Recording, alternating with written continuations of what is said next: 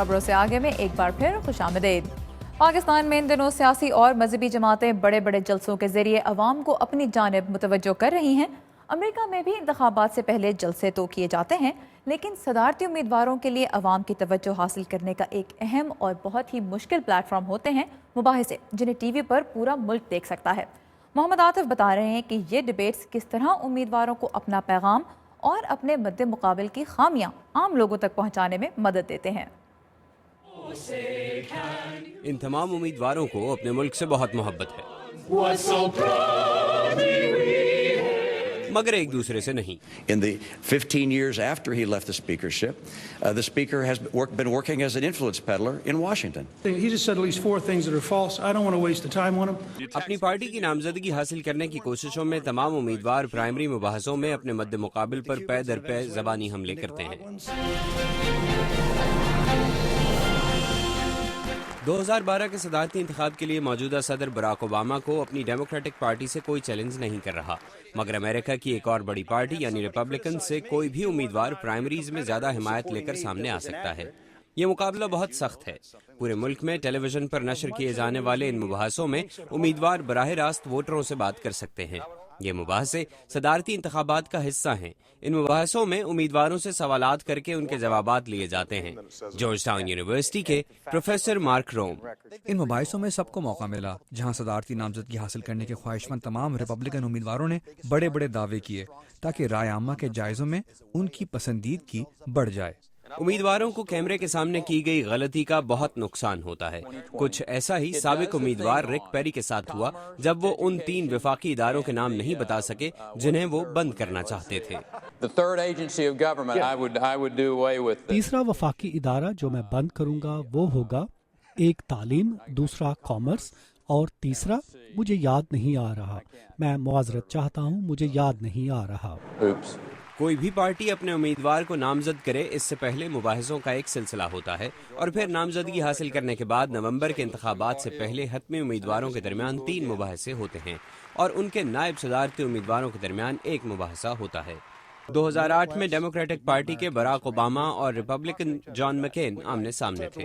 نامزدگی حاصل کرنے سے پہلے کے مباحثوں کی طرح یہ مباحثے ٹی وی نیٹ ورکس، اخبارات یا سیاسی پارٹیاں منعقد نہیں کرتی، بلکہ اس کا انعقاد صدارتی مباحثوں کا ایک آزاد اور غیر جانبدار کمیشن کرتا ہے۔ یہ مباحثے زیادہ رسمی ہوتے ہیں اور زیادہ اہم بھی۔ اخبار پولیٹیکو کے رپورٹر ڈیوڈ لیونتھل: جب آپ ڈیموکریٹک امیدوار اور ریپبلکن امیدوار کو دیکھ رہے ہیں جو ایک دوسرے کے مقابلے پر جواب دے رہے ہیں، تو یہ ایک چیمپئن شپ گیم کی طرح ہے۔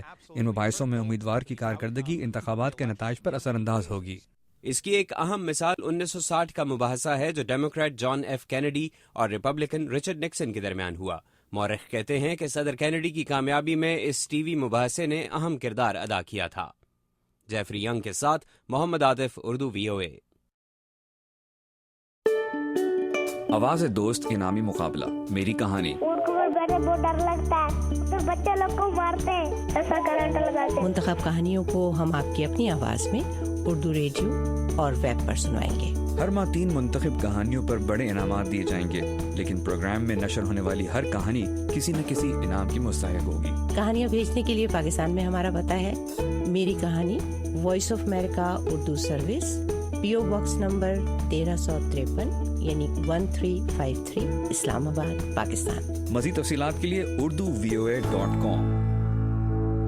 اور آخر میں آپ کو لیے چلتے ہیں بھارت کے دارالحکومت نئی دہلی، جہاں زلزلے کی تباہ کاریوں سے بچنے کے لیے ریسکیو اہلکاروں کو بڑے پیمانے پر ایک مشق کرائی گئی تاکہ کسی قدرتی آفت کے نتیجے میں زیادہ سے زیادہ انسانی جانیں بچائی جا سکیں۔ لیکن یہ ایکسرسائز کس حد تک کامیاب رہی، بتا رہی ہیں مدیحہ انور۔ بھارت کے دارالحکومت نئی دہلی کے مختلف علاقوں میں ایک مصنوعی ماحول بنایا گیا۔ یہ زلزلے کے بعد کے حالات سے نمٹنے کے لیے تربیتی اہلکاروں کی مشق کا ماحول تھا، تاکہ انہیں اندازہ ہو کہ ایسی کسی ہنگامی صورتحال سے کس طرح نپٹا جا سکتا ہے۔ اس اونچی عمارت میں تربیتی اہلکاروں نے دکانداروں کو عمارت سے باہر نکالنے میں مدد دی۔ آگ بجھانے اور طبی امداد فراہم کرنے والے اہلکار زخمی افراد کو ایمبولینس کی طرف لے جاتے دکھائی دیے۔ دہلی کے ڈپٹی کمشنر ڈی کے مشرا کہتے ہیں کہ اس مشق کا مقصد لوگوں کو بتانا ہے کہ اگر زلزلہ یا کوئی اور قدرتی آفت آئے تو اس صورت میں انہیں کیا کرنا چاہیے۔ ایسی صورتحال میں مختلف حالات سے بیک وقت نمٹنا ہوتا ہے، مختلف لوگوں کو مختلف سہولیات فراہم کرنی ہوتی ہیں۔ ہمیں ان سب بنیادی چیزوں کا معلوم ہونا چاہیے تاکہ ایسی صورتحال میں ہم بغیر گھبرائے مدد فراہم کر سکیں۔ بھارت میں قدرتی آفات سے نمٹنے کا ادارہ 2005 میں ایشیا میں سونامی آنے کے بعد قائم کیا گیا۔ گو کہ نئی دہلی میں کی جانے والی یہ مشق متاثر کن تھی، لیکن ماہرین کہتے ہیں کہ ابھی بھارت میں ایسی مزید تربیتی مشقیں کرنے کی ضرورت ہے۔ اینجلی کوارٹرا عالمی سطح پر ایسی صورتحال سے نمٹنے کی ماہر ہیں۔ انہوں نے نئی دہلی کے ریلوے اسٹیشن پر ہونے والی اس مشق کا بغور جائزہ لیا۔ یہ مشق آدھے گھنٹے تک جاری رہنا تھی، لیکن محض 5 سے 8 منٹ جاری رہی، جبکہ ریلوے کا عملہ مسافروں کو دور رکھنے میں بھی ناکام رہا۔